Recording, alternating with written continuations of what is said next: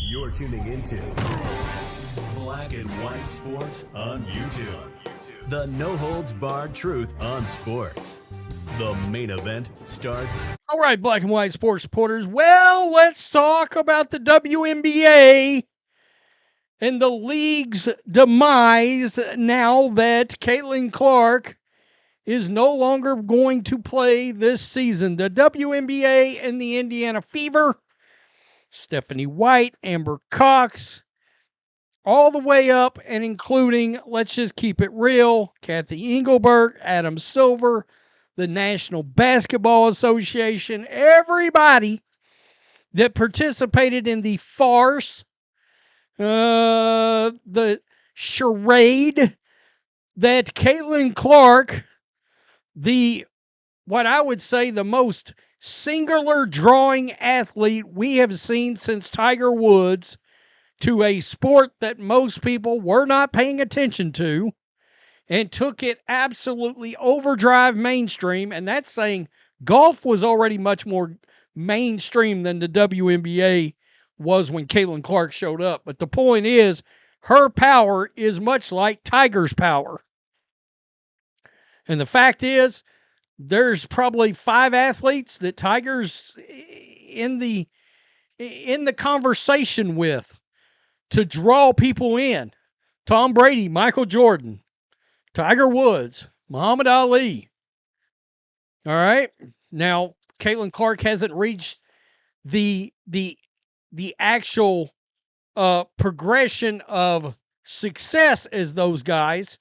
They all won a lot of majors, championships, etc. But we're talking about her superstar and drawing power. That's where Caitlin Clark is. And I've got a couple of things. I've got my dude, Jason Whitlock, saying he's done. He's out. We've got Colin Cowherd saying, you know what? Guess what I didn't talk about on my show this year? The WNBA. Guess why? He just come out and said it yesterday. Because Caitlin Clark was not playing. That's why. He said, I led my show, my biggest, largest national sports radio show in the country. I led my show with Caitlin Clark 6 times last year.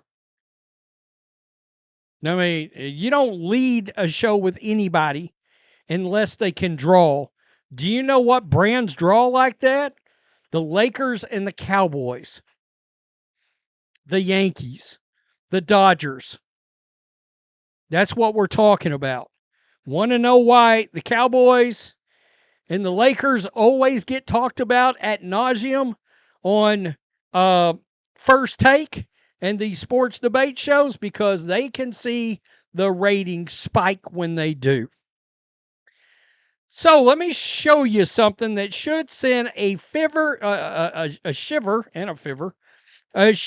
of fear down the proverbial spine of everybody in power with the Indiana Fever, the Indiana Pacers, the WNBA, the NBA, and that is this poll that Gabby posted. I'm not sure who Gabby is, but she does have 4,500 followers, of which it seems a lot of Caitlin Clark fans follow Gabby. If Gabby, if you're a member of the media or something and I don't know it, I apologize. But she simply put a poll up. Are you sticking around to watch the Fever play without Caitlin Clark? Now, I shared this one out on my Twitter feed too. And this answer, and we got enough votes now. There's 5 hours left in this poll. But we've got enough votes now to very clearly have a real feel for where people are at. And it should scare the living crap out of the WNBA and everybody that I just named. Yes, 52.5%. No, 47.5%. Now, in case you're like me and you don't love the math, and I don't love the math, but the math tells us 47.5 people out of every 100 that was tuning in for the Indiana Fever said, now that Caitlin Clark is gone, so am I. I'm out. I've had enough.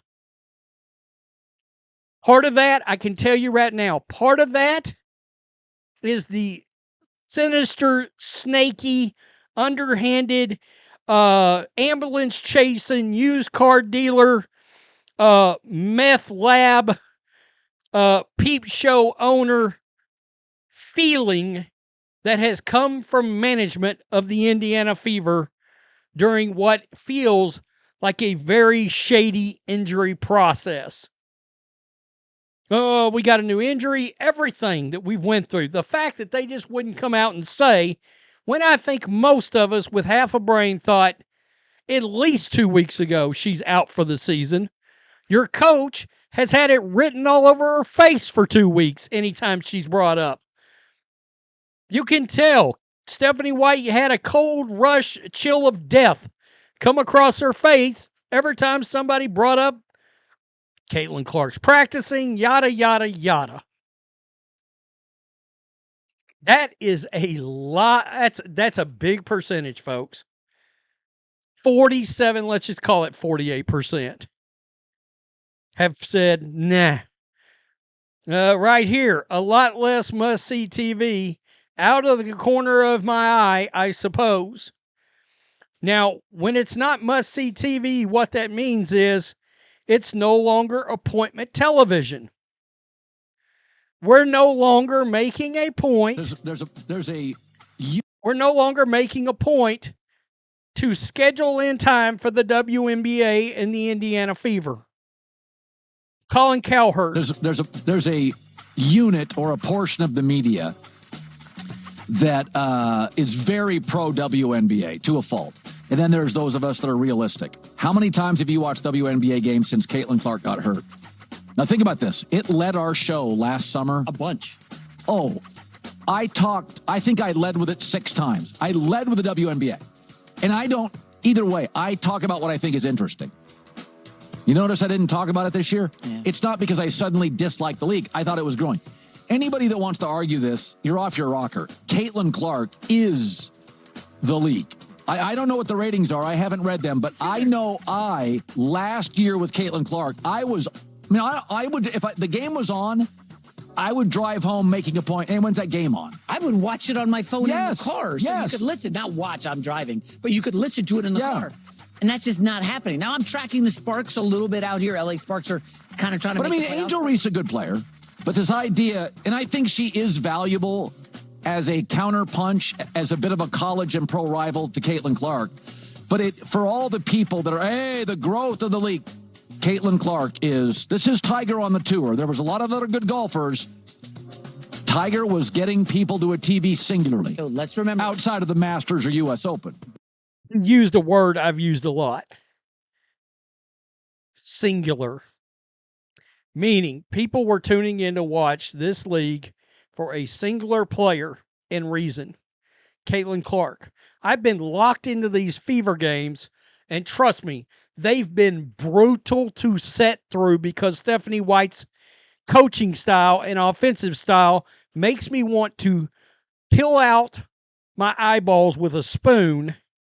It's boring. But I have been hanging in there because I was like a fool giving a sliver of a benefit of the doubt to the organization that Caitlin Clark was coming back. And that's exactly why they did it. Whitlock. WNBA, you're dead. The WNBA pretty much blew its opportunity this year, and tonight, when Caitlin Clark announced that she was not returning this season, I'm just sitting here shaking my head like they blew their opportunity. They had one shot. You talk about a fumble. This will go down as one of the greatest fumbles in sports history. They had a chance to elevate themselves. Instead, they've disappointed this entire new fan base. Caitlin Clark's entire sophomore season in the WNBA seems shady as hell. Did they know all year or since July that she was not coming back, and they wait until now and they announce it like an hour before the NFL season kicks off? Oh yeah, Caitlin Clark's not coming back this season. Let's hopefully get it buried by the Cowboys and the Philadelphia Eagles. This whole thing feels like a work. We've now been introduced to all these other WNBA players who I can't stand. They're unlikable.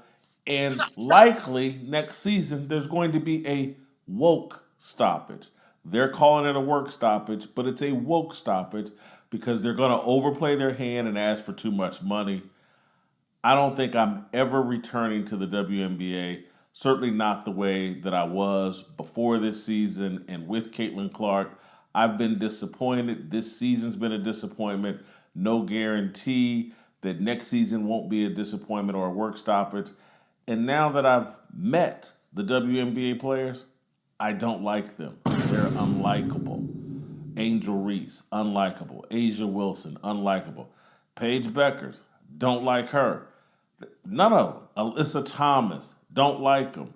It's it's a big, giant group of unlikable people. I don't care if they have any success.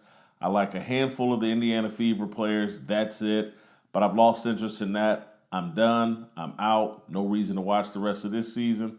No real reason to return next season. Brutal. Brutal. Now, we know Whitlock's no nonsense, but he's not wrong. He's not wrong. I said the other day, what did I bring up? The word likable and unlikable. That's been the problem with this league and why it's always lost money for 26 years. A bunch of unlikable athletes. You want to be good in politics, you better be likable by at least half the population. And in your area, if you're on a local level, it better be more than that, probably. Got to tell you, unbelievable. Unbelievable what has happened, what has transpired. You got a poll out there proving nearly half of Fever fans, let's be real, half of Caitlin Clark fans have said bleep it. We're done. We're not tuning in anymore this year.